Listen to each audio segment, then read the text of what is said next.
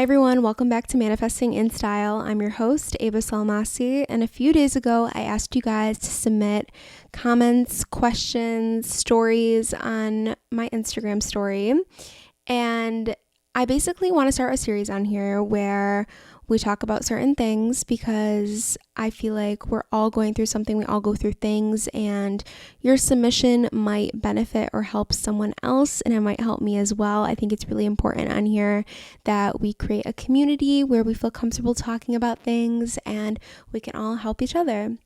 So I picked out a few comments that I thought would be really great for this episode. By the way, if you're not following me on my personal Instagram or this podcast Instagram at avasalmaci at manifesting in style, you should, so that way you don't miss next time I do one of these. So our first submission says, ever touched a point where you feel right on track but still like lonely at the same time? Not that you're lonely or unhappy, just a few people to have a deep connection with. So I think this is a great submission because once you hit success, it's like a misconception sometimes that once you hit success that there's no, or once you're doing good in your life, that there's no missing aspect, like that's it.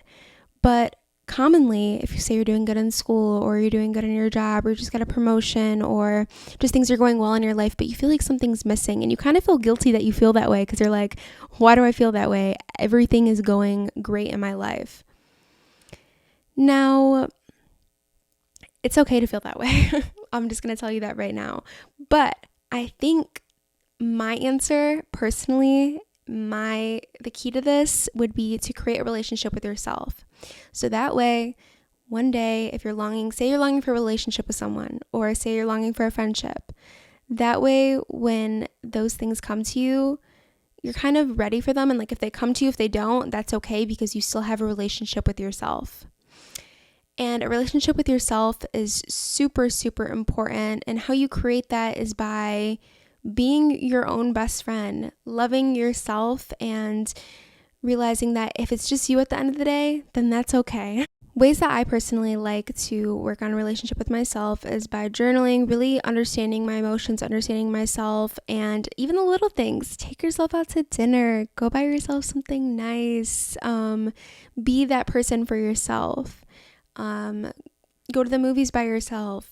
Create a really strong relationship with yourself so at the end of the day, when you're all successful and say, you don't have anyone in your life currently that you feel like something's missing, you have yourself and you can always count on yourself 100%. That is someone that you can always count on. So that is extremely important. Go do something nice for yourself today. That is what I challenge you. That is your first step to building a relationship with yourself. Be kind to yourself. Love yourself. Okay, we're going to jump to a different topic here. This question is about content creation, but I kind of want to make it versatile for you guys. So it says, how do you stay so consistent with your page, with school, and just life? I need some tips. So personally, I have a lot going on in my life, and I'm sure you guys do too. So the way that I kind of made a schedule for myself, and that's extremely important as well. My notes app, guys, my notes app is crazy. I always tell people this. I have my entire life in my notes app. I write down Monday, Tuesday, Wednesday, Thursday. I don't like the calendar app. I don't know why. I just do not like the calendar app. I like the notes app. It's quick, easy, can delete things, can edit things super easily. So I write down throughout the week anything that I have going on. If I have an assignment due, if I have a meeting, if I have something else to do that week for content, anything like that. I just set up a really strict schedule for myself.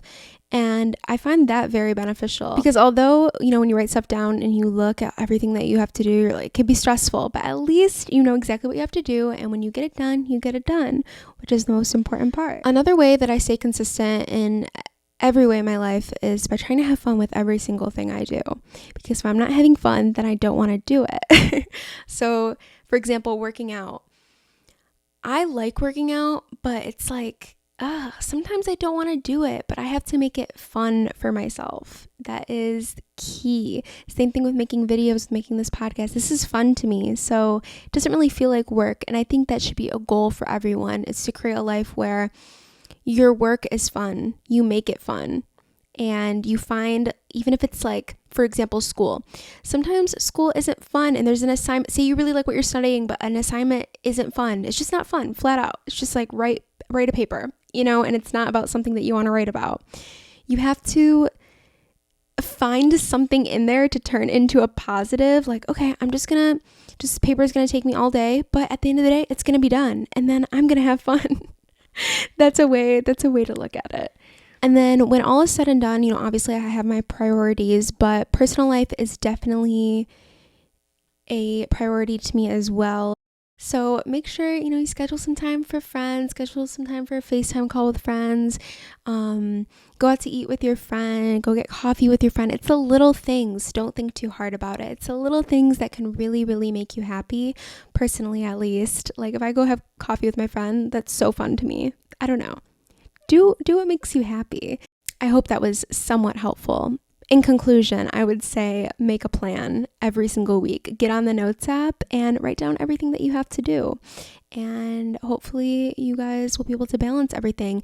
And it takes time to get in a routine, and everyone's routine is specific to themselves. So find what works for you. If you feel like you work out better in the morning or at night, I prefer at night, then write that down. Or if you want to schedule certain days for homework and certain days for studying and certain hours for studying and a certain hour for yourself at night, that's really cool too. So yeah. So sticking to the content topic, but I kind of want to take this and apply it to different situations, but still answer this question. She says, I can't seem to narrow down my brand when it comes to content creation. Any tips? I want to talk about brands and how you are a brand as a person as well, and how figuring out your brand will allow you to see your future clearer. So answering your question first, finding your brand, especially on social media, is kind of hard. I would say if you're just starting out, I would post videos that would relate to the niche that you want to attract. If you already know your brand, then this is really easy because you'll know what videos to put out to attract them. But if you don't know your brand, you need to really think about what you want to do with social media as a whole. What are your goals for it? And who do you want to help? Or who do you want watching your videos? Think about that. And then believe it or not, all of us are actually a brand. Like even if you're not in the content creation category or you're not building a business, we're all brands. And once you figure out what your brand is, then you can kind of navigate your life in that way and manifest your life in that way, because you'll know exactly what you want. So I'm trying to think of another word besides brand that means the same thing, but will make you guys understand a little bit better and clearer. Say your vision. I think that's a good one. Your vision or your brand go hand in hand. Was that a rhyme? Anyway, this next submission, we're going to a different topic now. She says, getting over a breakup and becoming a better you. This is a good one because it's so versatile to so many people, I feel like. Now, I want to keep this very broad so that way it can apply to most people. But if you were in a good or bad relationship, I think a good way to look at it is to look at it in a positive light. Try to look at it in a positive light. After you have all of the obvious emotions, whether you're crying, whether you're sad, you feel empty, you feel like, what am I going to do without this person? Like, this was my best friend. Those types of feelings, grieve them, let it out, because I think that is the healthiest way to do it. However, think about it as you're grateful. You're grateful that this person came into your life and either taught you what you want or what you don't want in a partner, and think about what lessons it kind of taught you or just what it taught you. I feel like every relationship teaches you something. It teaches you something useful that you can use in your life. And I believe people come in and out of your life for a reason. So try to find that reason and accept it and take it.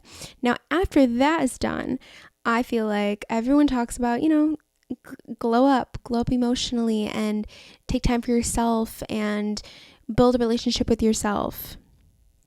It is really important, but how do you do it? I guess reverting back to the first question that I answered, spend time with yourself and realize that at the end of the day, you're most important. And if someone comes into your life, you want a strong enough relationship with yourself that if someone comes into your life and it doesn't work out, then you're like, okay, that was sad, but at the end of the day, I know what I deserve, and you have yourself to fall back on always.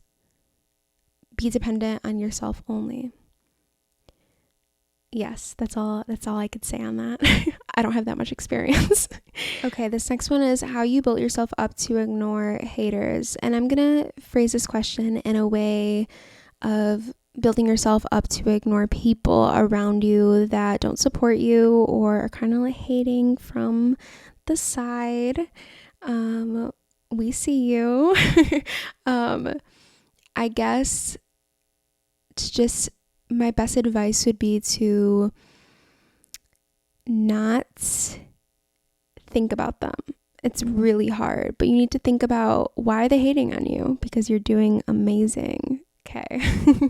So think about it. They're only hating on you because you're doing great for your life or for whatever you're doing in your situation. And the people who hate on you are the people who are maybe jealous of what you're doing, and don't give your attention to them because that's what they want, and try to focus on what's so amazing that they're hating on is my best piece of advice. Thank you guys so much for listening to Manifesting in Style. I hope you guys enjoyed this episode. I feel like it connected me with you guys much more than just talking about a certain topic. So I'm definitely excited to continue this series. But yes, I hope to see you all in the next episode. And as always, happy manifesting.